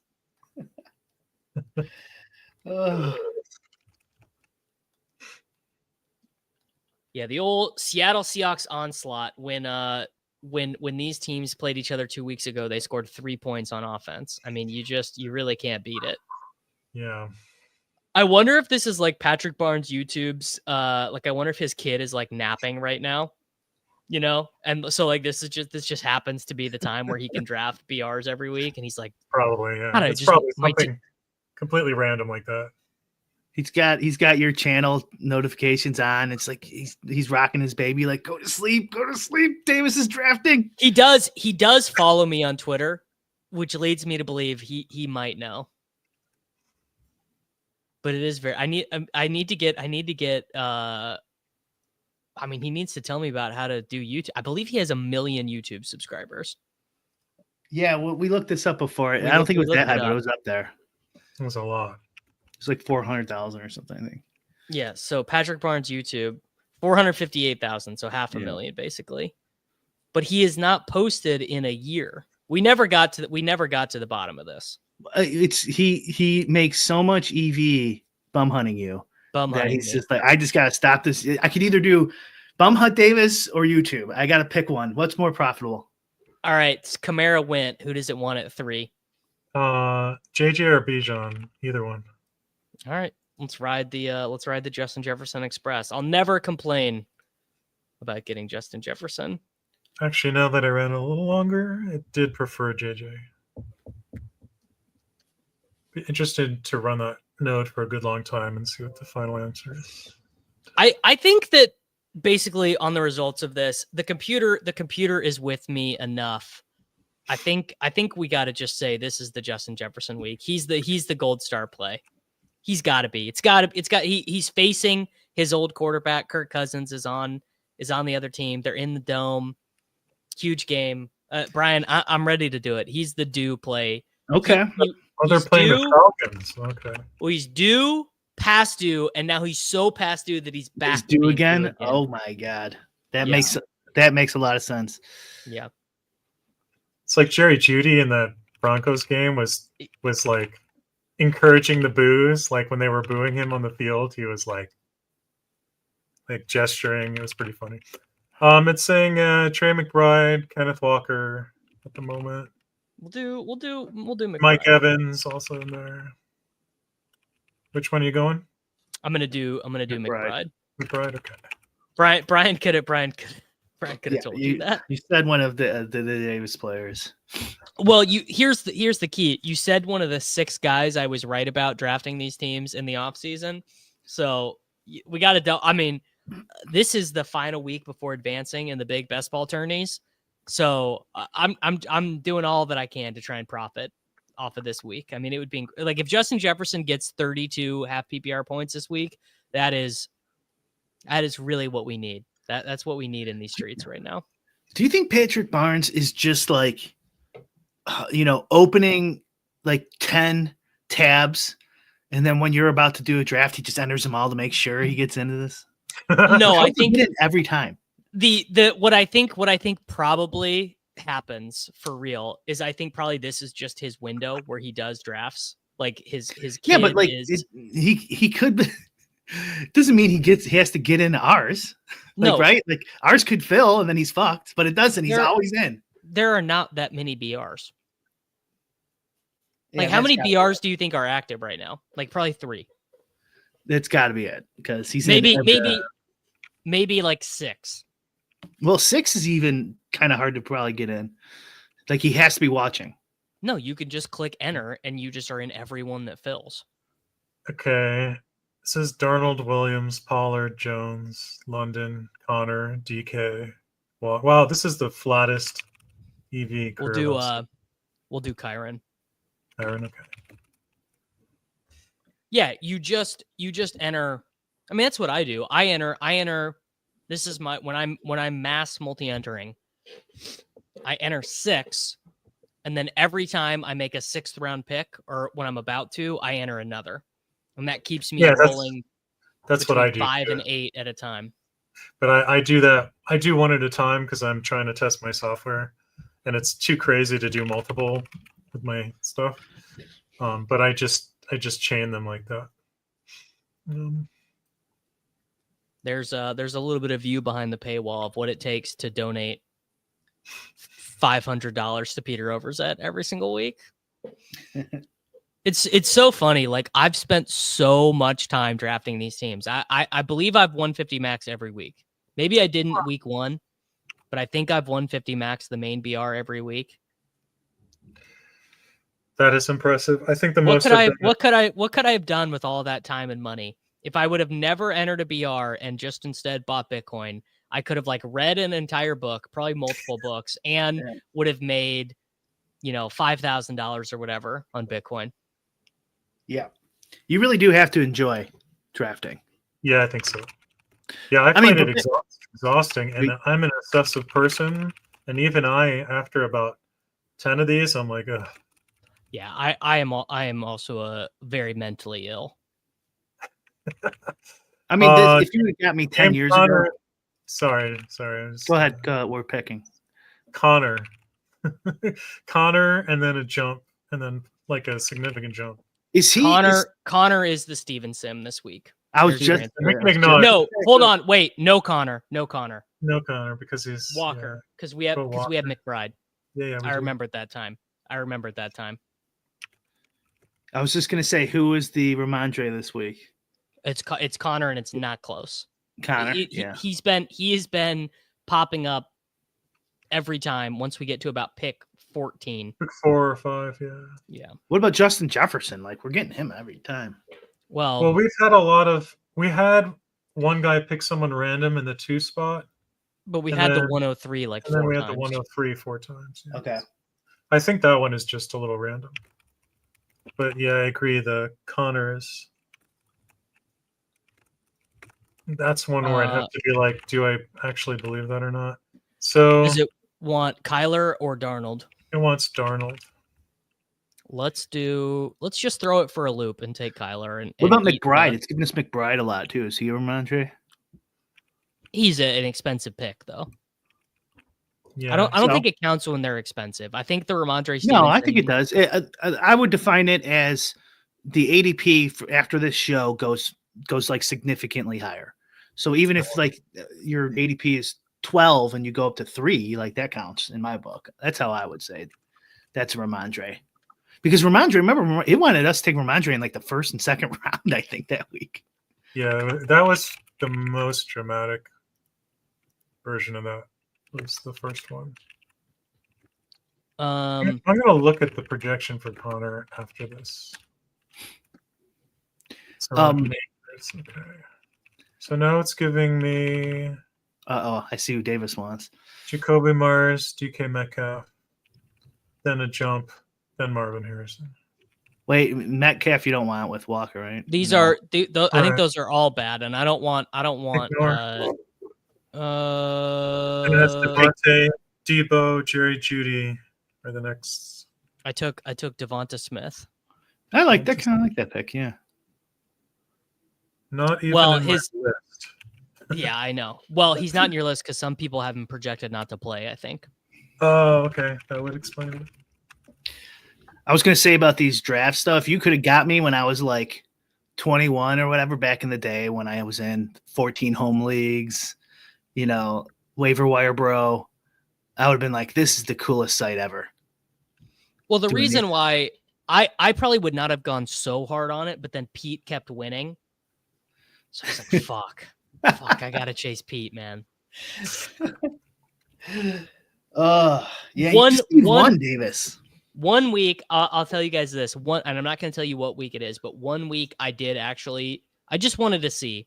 So I did download the ETR BR ranks into my applet just to see what it was like. See how the other half lived. And the week that I did do that, I clicked a bunch of Jacoby Myers. I really hated the experience of drafting off rankings though. It just makes scrolling so unpalatable when you're not being like, ADP, these idiots don't know anything. It felt like when I was scrolling with projections in, I was like, oh, well here, every time I make a pick, I'm saying the math is wrong somewhere. It felt like a bigger deal to scroll with the projections in. So I turned that off. I didn't want to do that anymore. Do we want to do one more? Or are we getting out of here? I'm going to have to go do lulls. All right, let's get out of here. Right. What's new on Endgame Syndicate this week? Well, Davis, we need to do a roundtable, I think. So we got to schedule that. Let's do it. Dan and I are going to do a dupe video when we get time, I think is the next thing. And Yuta just told us today he wants to do something for MLB. So we'll see. See how that goes. We got a lot of stuff we're cooking up. It's just it's hard and it's slow. And Dan only has so much time, and he's the talent here for a lot of this stuff. So strong word. I'll try to live up to that. But we I promise you we are working on stuff. Oh, there should be a new Draft Caddy update with the playoff stuff. If all the dollar cost average is what he's saying. Yeah, if instead of every time I would have entered a BR, I would have just bought Bitcoin. Instead, the answer is 0.178 Bitcoins, which, to be frank, imagine how many Bitcoins I'm going to get when I win BR this week with a Justin Jefferson, James Conner, Sam Darnold team. And then Endgame Syndicates are going to boom. Draft Caddy sub. It's all we're all going up. Yeah. All going up, boys. All right, everyone. Thank you very much for watching. I hope you all have a great time this week in the BR streets. Go watch Lulz right now. I forgot to do the redirect, but you can go and do that. The members only Swolecast video starts in 90 minutes. And check out endgamesyndicate.com. We'll be back next week. It's Short King Summer, dude. It just feels like no one in fantasy sports ever learns anything. Does he mistime it, or is Brock Bowers just a grown man? Brock Bowers is just a grown man. Dare I say, Rich, football might be back. In the words of Lane Johnson, this offense looks constipated. It's Short King